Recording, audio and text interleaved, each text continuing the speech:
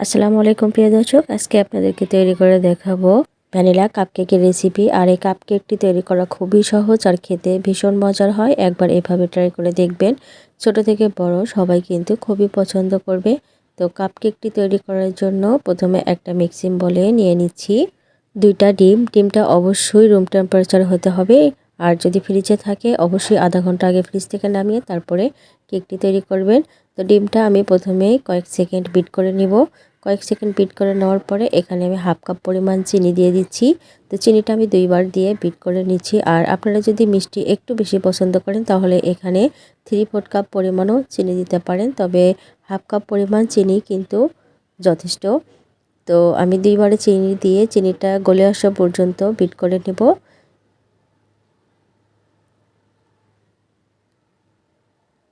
তো কিছুক্ষণ বিট করার পরে চিনিটা কিন্তু একদম গলে গিয়েছে। তো এই পর্যায়ে আমি দিয়ে দিচ্ছি 1 চা চামচ পরিমাণ ভ্যানিলা এসেন্স আর 1/4 কাপ পরিমাণ দিয়ে দিচ্ছি তেল। তো ভ্যানিলা এসেন্স আর তেলটা দেওয়ার পরে আর কিছুক্ষণ আমি বিট করে নেব।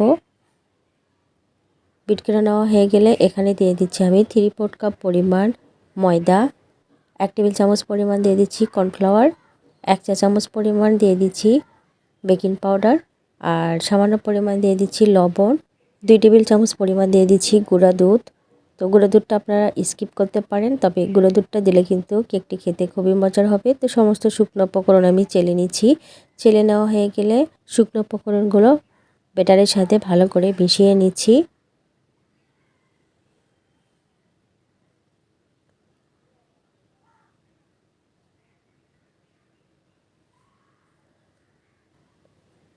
তো আমার মিশিয়ে নেওয়া হয়ে গেছে। একটা স্প্যাচুলা দিয়ে আবারও দেখিয়ে দিচ্ছি। আর ব্যাটারের ঘনত্বটা এমন হবে, খুব বেশি ঘন হবে না আবার খুব বেশি পাতলা হবে না।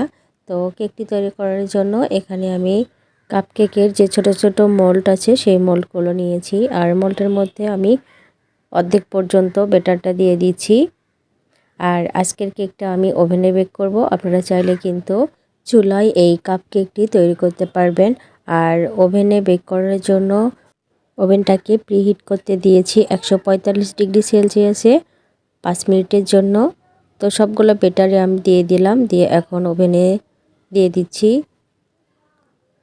তো কেকটা দেওয়ার পরে আমি 20 মিনিটের জন্য বেক করে নিয়েছি। আর 20 মিনিট পর কেকটি কিন্তু আমার হয়ে গেছে। কেকটাকে আমি ওভেন থেকে নামিয়ে ঠান্ডা করে নিয়েছি। আর দেখতে পাচ্ছেন কতটা লোভনীয় লাগছে। তো প্রত্যেকটা কেকই কিন্তু আমার সুন্দর হয়েছে আর খেতেও মাশাআল্লাহ অনেক মজার ছিল। আর এভাবে বাচ্চাদের বানিয়ে দিবেন, বাচ্চারা কিন্তু ভীষণ পছন্দ করে এই কাপকেকগুলো। আর এই কেকটি দেখতে যেমন সুন্দর, খেতেও কিন্তু খুবই মজার হয়। তো আপনাদেরকে দেখিয়ে দিচ্ছি কেকটি কতটা পারফেক্ট হয়েছে। আর কেকটি কিন্তু খুবই নরম তুলতুলে হয়েছে। আর এই কেকটি ভিতরে কেমন হয়েছে সেটা আপনাদেরকে দেখিয়ে দিচ্ছি। তো কতটা পারফেক্ট হয়েছে দেখতে পাচ্ছেন। তো মুখে দিলেই কিন্তু এই কেকটি মিলিয়ে যায়। আর এভাবে বাচ্চাদের বানিয়ে দিবেন, বাচ্চারা কিন্তু ভীষণ পছন্দ করবে।